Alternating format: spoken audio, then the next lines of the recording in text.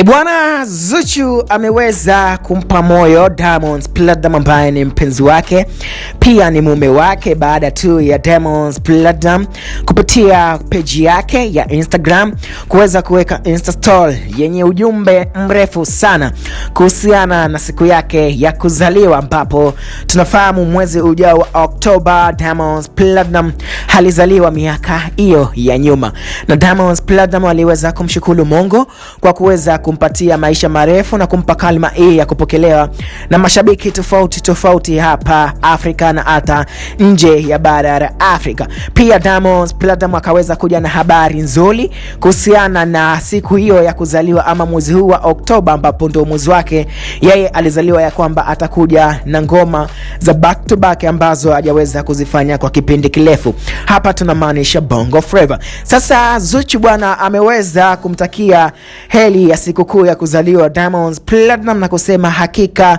wewe ni nuru ambayo umeshushwa hapa Tanzania katika mziki huu wa Bongo Flava. Nimejifunza mengi kupitia kwako na bado nazidi kujifunza mengi kupitia kwako. Hakika wewe ni legend. Kisha Zuchu akaweka ile emoji ya simba, kimaanisha kwamba nickname ya Diamond ambayo anaitumia ni Simba na Simba Dangote. Sasa hapa kinachoonekana ni kwamba Zuchu anaonesha kumsupport mume wake kwa kipindi hicho ambacho anaenda kukipitia cha maadhimisho ya sikukuu yake ya kuzaliwa Oktoba mwezi huu wa 10 mwaka 2025, kwa kuweza kumpa sifa nyingi ya kwamba anazidi kujifunza mengi na bado anazidi kujifunza kwa Diamond Platnumz. Hakika yeye ni nuru ambayo imeshushwa hapa Tanzania katika kutetea muziki wa Bongo Flava. Hizi ni hisia ambazo Zuchu anaweza kuzionyesha kupitia kwake kuelekea kwa mpenzi wake, bosi wake, pia ni mume wake wa harari kabisa huyu wa ndoa. Sasa hapa cha kusubiliwa kwa hamu ni kuhusiana na hii ahadi ambayo Diamond ameweza kuiweka kwa mashabiki zake, ya kwamba mwezi wa Oktoba, ambapo yeye ni mwezi ambao amezaliwa, anaweza kuja na zawadi ya ngoma ambazo hajaweza kuzifanya muda. Hapa ni zile ngoma za Bongo Flava, really Bongo Flava pure.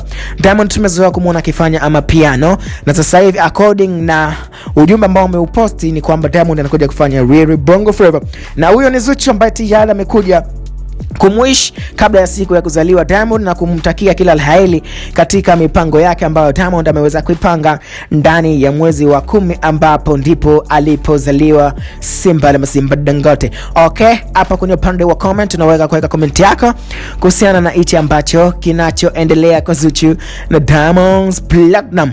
Mimi ni Dimsot, so subscribe kwenye YouTube channel yetu. Mpaka pale baadaye, bye bye.